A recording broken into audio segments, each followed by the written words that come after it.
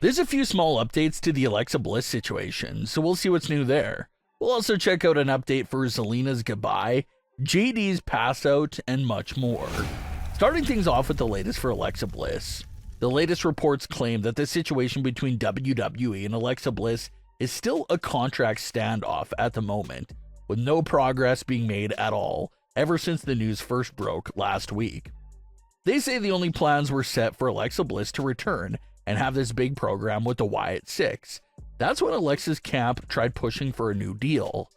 WWE's response to that new contract request was to instantly cancel all Alexa Bliss return plans, and that's what brought them to this standoff that they're in right now.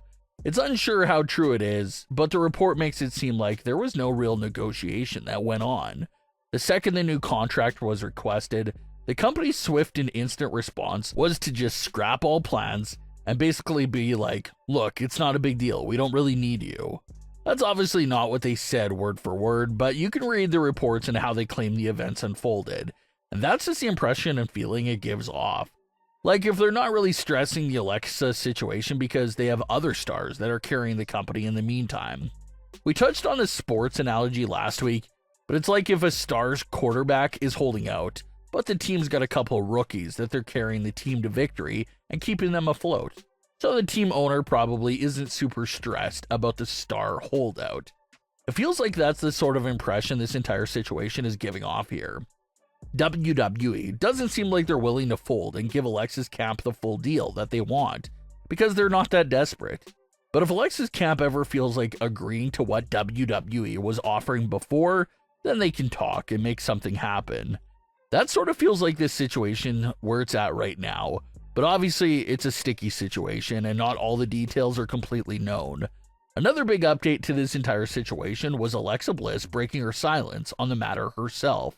Alexa Bliss took to her social media platforms to post one single emoji, and it was the heart hands emoji.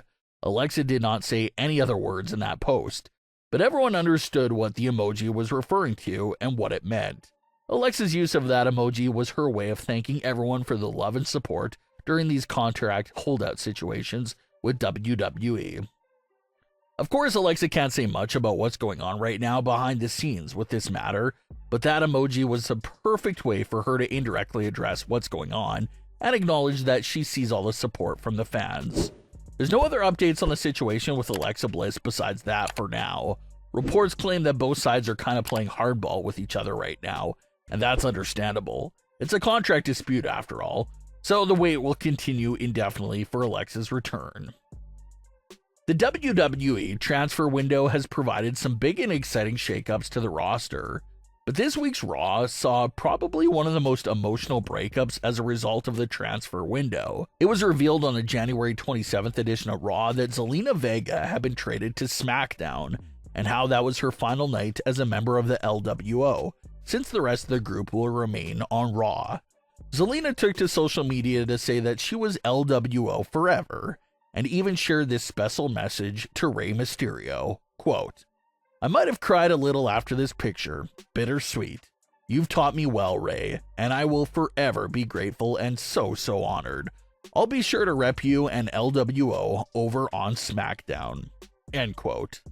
So like Zelina said, bittersweet is probably the best term to use for this transfer window move right here. Zelina became family with Rey Mysterio and the LWO over the last few years, but at the same time, fans felt like the group was sort of holding Zelina back at certain times. So now this trade fixes that issue and sets Zelina Vega free.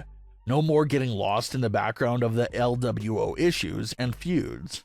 Zelina's now all on her own and will undoubtedly see more singles competition and see more opportunities now that she's not tied to a pretty big faction.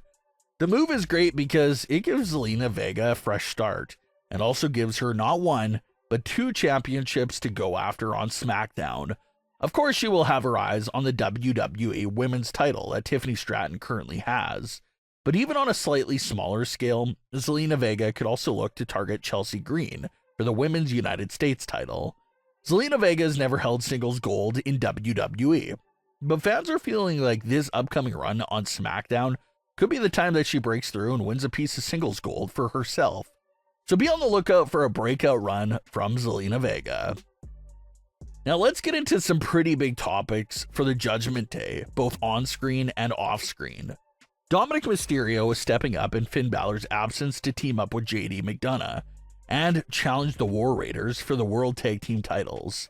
The match did not go in the Judgment Day's favor, even with some outside interference from Carlito, so everyone can see what that's setting up.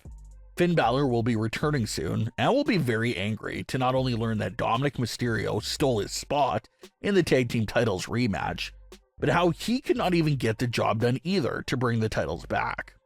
So there's going to be a lot for Dominik to handle and manage there from Finn once he's back. But the other big topic going on with the Judgment Day on this night was McDonagh. JD was truly having a breakout performance of a lifetime.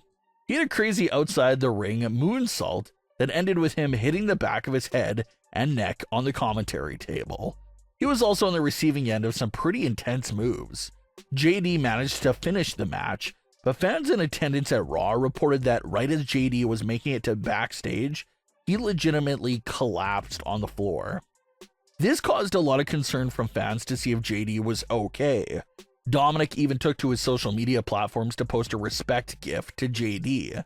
JD was reportedly taken to a local hospital and would update everyone himself in the middle of the night. JD thanked everyone for the support and care, and that he was good. He said that he unfortunately was dealing with several broken ribs and a punctured lung. He said he will be out of action for a couple of months, but how he's grateful because it could have been a lot worse for him. So JD will need some time to recover, but it's great to hear that it's not as bad as everyone first feared. It also looks like WWE could potentially use this JD injury to advance the story between Dominik and Finn even more. The story right now is that Finn is banged up himself and has been recovering over the last few weeks. So it's probably going to hit Finn pretty hard when he comes back and learns that in his absence, Dominik took his tag team titles rematch, lost the rematch, and how JD McDonagh even got injured on Dominik's watch.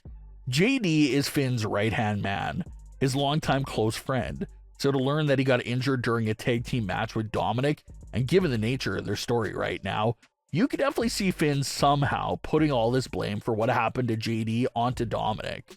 Finn seems like the type of character to say to Dominik that JD would have never gotten hurt if Finn was teaming up with him that night. So Finn leaves for a few weeks, and Dominik finds a way to lose the tag team titles rematch, lose JD McDonagh, and just lose all around.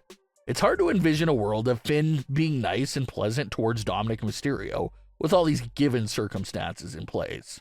So the struggle will certainly continue for Dominik Mysterio.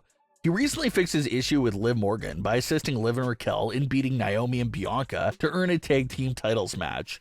But his issues with Finn Balor look like they're about to be as bad as ever, so Dominik's gonna have to patch things up with Finn before it gets even more deep.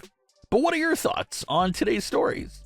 Leave your comments below. Don't forget to subscribe with all notifications on, and leave a like if you enjoyed. Thanks for watching, guys.